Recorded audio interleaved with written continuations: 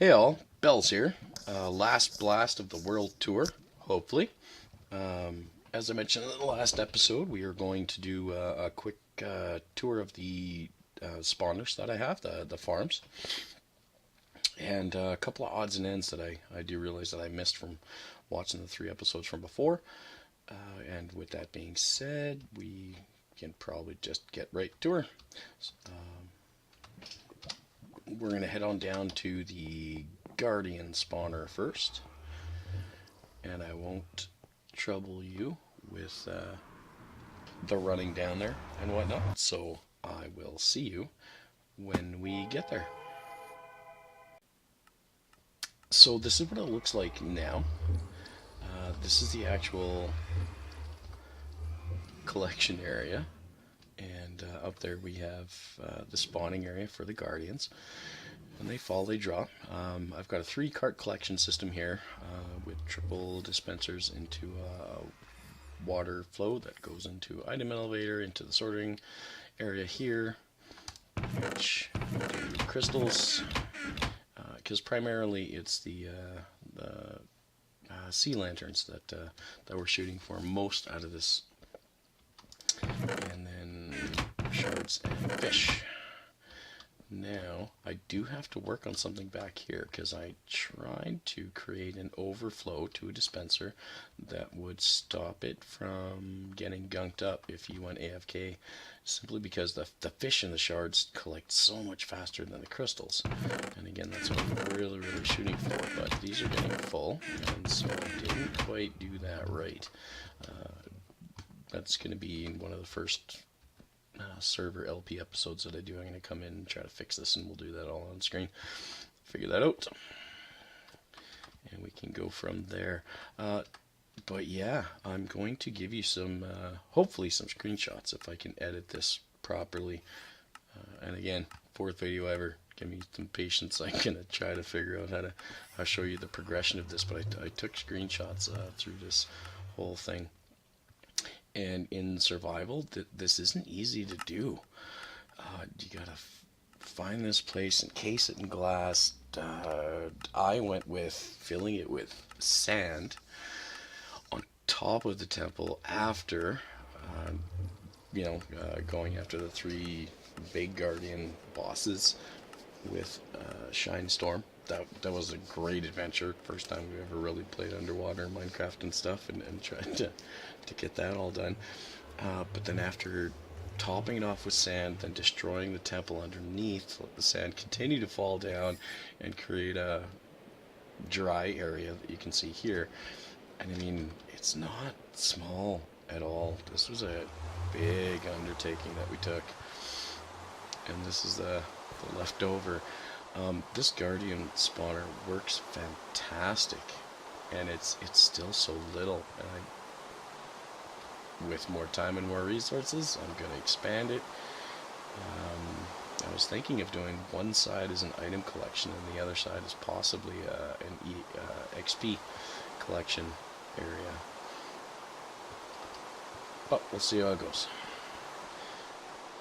But yeah, huge undertaking. This is one of my funner projects that I did. And wow, you really need to collect a lot of sand to drain one of these out. I did the second half with sponges. Won't even say that it worked better. It's a labor of love. Like, you really have to be patient doing this in a survival world for sure. So this is the Guardian spawner. I will try now to cut some screenshots in for you so you can see this. Might work, might not. But next up would be the Enderman farm. So I think I got this working. This is from the top view. And this is the progression of dropping the sand down and then busting out the temple underneath, and you can even see sort of the way that worked.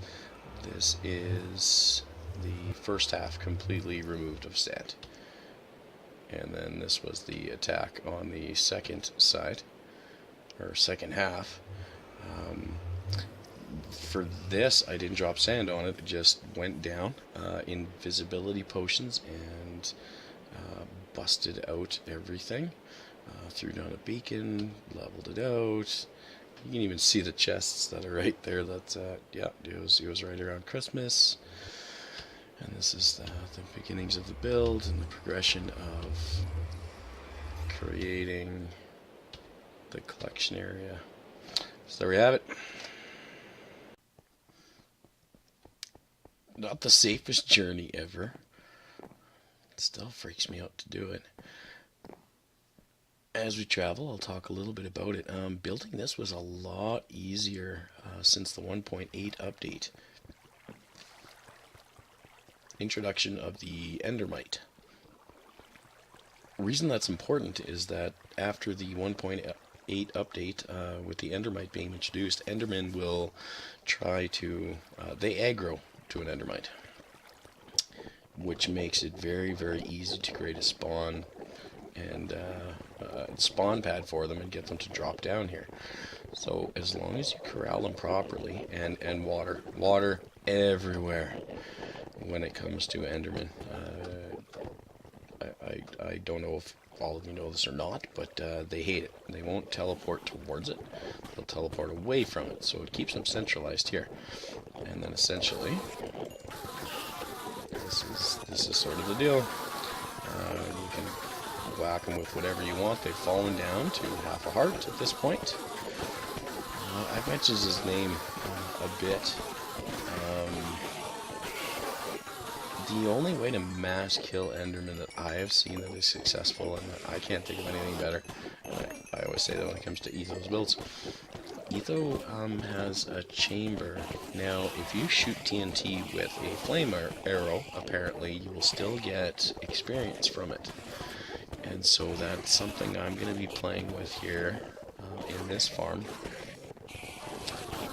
just to see if we can do that in a batch instead of having to lock them all. Not that this is inefficient. This is beautiful to come in and play with, because essentially you can hit about 30 levels in a minute and a half. And if you're at level 30, you can do a level 30 enchantment, get back your 3 levels in about 20 seconds of picking stuff up. And oh my gosh, all about the Ender Pearls. If you're not playing and don't have an Enderman farm for Ender Pearls, you're missing out. It just changes the way you play. You can move so much easier and faster, and it's just fun. Literally, Scotty, beam me up, and you traveled 100 blocks in one toss. It's fantastic. And so, yeah, this is the Enderman farm. And that's the way that rolls. No, you can't even look him right in the face. Ah, groovy. Now, next farm still needs some tweaking. Right? I suppose they all need some tweaking at this point. I will see you there. It's going to be the Zombie Pigman farm. And go gadgets, edit. So I'm up above bedrock here in the nether, and Dexter too has found his way to follow me, so I'm gonna let him continue to follow me, and if he lasts any kind of longer than Dexter 1, he's a winner. I don't know if he can't climb ladders, but he should teleport up to the top here with me. Hope he doesn't go after any of the zombies. He shouldn't, from what I understand the way it works. So, we're rolling up here. The reason I built this up here, and wow, did I die a lot trying to bust through that bedrock. Some people consider it a cheat, some people don't.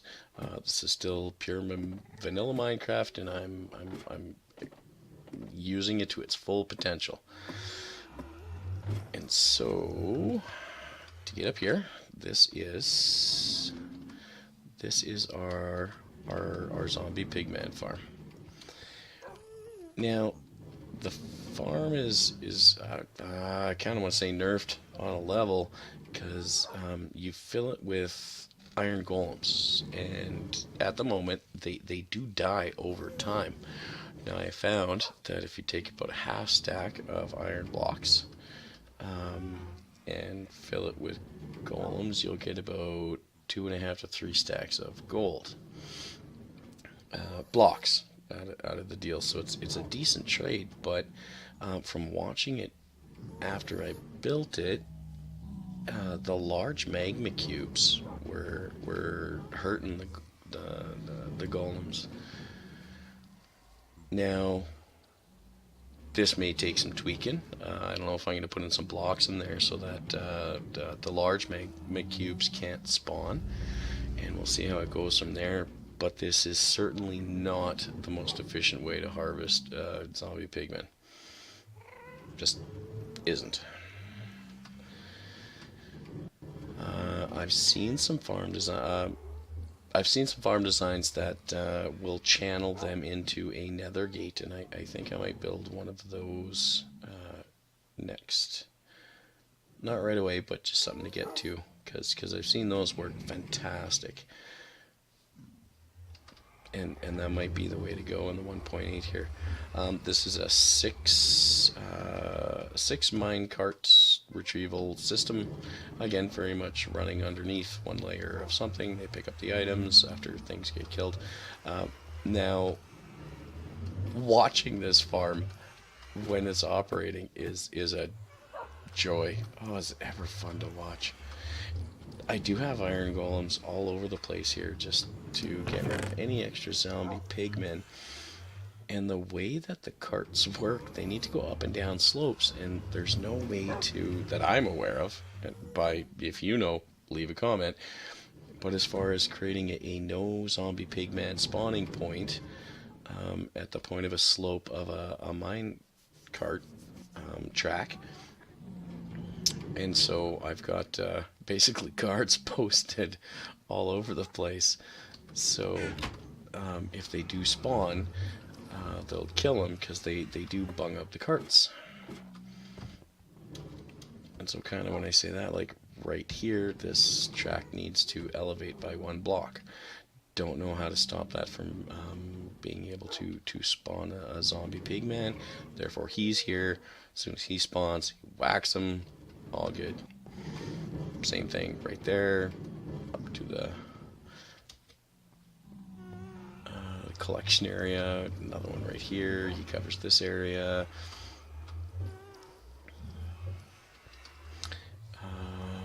And so what I'm going to go do right now is load it up with some golems, and I'll show you for a quick 2 minutes how much fun it is to watch this thing in action. Because they're, have you ever seen The Sopranos? Something like that. This is pretty much as fun.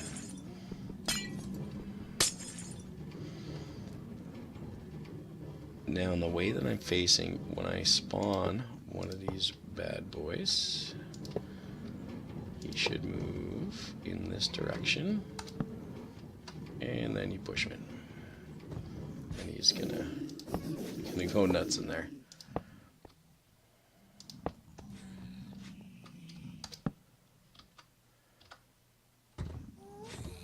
Ooh. Looks like we had a bit of a lag. Come on.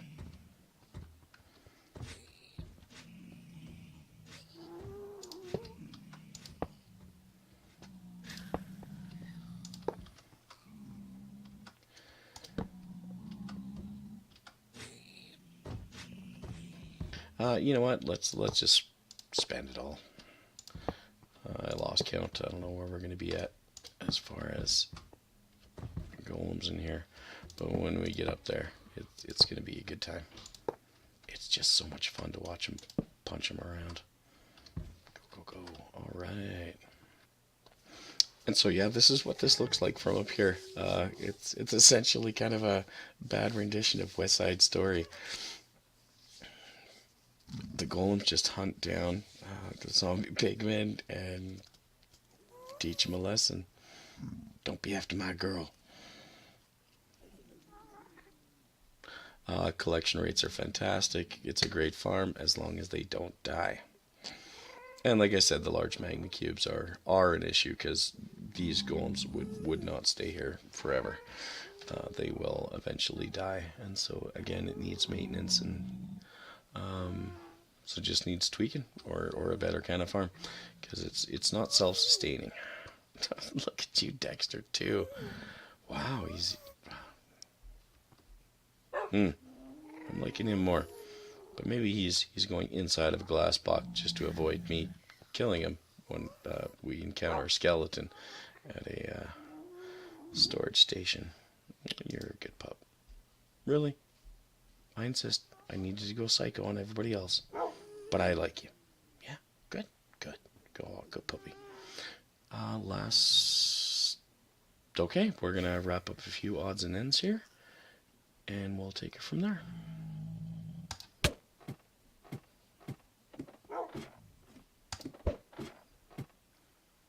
Alright, so there's 3 things I'm going to quickly do before we wrap up this world tour, and then we can actually start making some LP videos and getting something done again. The first is to show you, and this, I might do some editing here too. Quickly jaunt over. I got to give props. And I missed this in the World Tour. The Olivia Savvy team.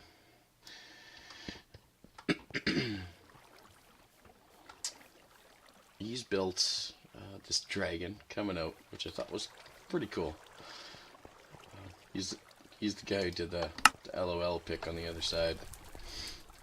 And that tower with the wheat to heaven situation going on. But I really like this. This was into the dragon's mouth and down the throat. It's very, very hostile down here. And this kind of was his goal. Because you know what? You find in the belly's beast. Beast's belly. A giant snowman. Of course. That's totally what you would find down here. So when you think... not Noah, Jonah. Jonah in the belly of the beast. He had a pretty good time because this is what's down here. And I thought this was kind of a neat build. It deserved a little bit of credit as far as the World Tour goes. So that's 1. Number 2. We're going to pop on over to Random House's castle, the Bowser Castle, the infamous Bowser Castle. Oh, really, little guy? Oh, I almost want to enter pearl back just to go tell him to do his homework. Zombie kids. Somewhere in all of this, the videos, this has now been changed. And I was kind of a part of this today, as far as grabbing some lapis lazuli blocks and doing some caving. But yeah, that's been changed. My Sherlock Holmes sleuthy powers have pointed out that it's different, and so it's no longer just a cross. It's not a chapel. It's his banner. It's big. It's beautiful. I still really want him to take that down at some point. Just random blocks. Lastly, this one we're going to do some editing for, but for the last and third thing that I do to conclude this world tour so I can get back on to playing will be dun dun dun the AFK cameo. Shiner, how's it going? You good? Well, I hope things are going well up here. It's a good view. I know you've been doing a lot of hard work this weekend. I was worried about you being maybe hungry a little bit. Here's a couple pieces of chicken. Is my keyboard not working again? Oh, nice. Battery's out right when I wanted to go give you some food. That's really too bad. So I hope you don't starve. But it was nice talking to you again. Catching up and how the family is and everything. That's super. We'll chat with you in a little bit here. Okay? Sound good? All right. Cameo successful. So, ladies, gents, this concludes our world tour. I hope you've enjoyed it. Feel free to leave a comment if you have any feedback. Other than that, I will be doing an LP with an ongoing build of this server world. We call it the Getaway. And I will be starting a single LP for myself, so we can go from there. Purpose of that being, I can't find anyone who's still actually doing a true vanilla LP on the 1.8. Everybody that I enjoy watching is going into mods and stuff and kind of going that route, and I'm just not quite there yet. There's still so much to explore in the vanilla Minecraft, in my opinion. So thank you so much for watching. I appreciate your time so much, and I hope to get you back. Beyond that, you've been rolling with bells, and we'll catch you next time. Thank you. Good night. Bye bye.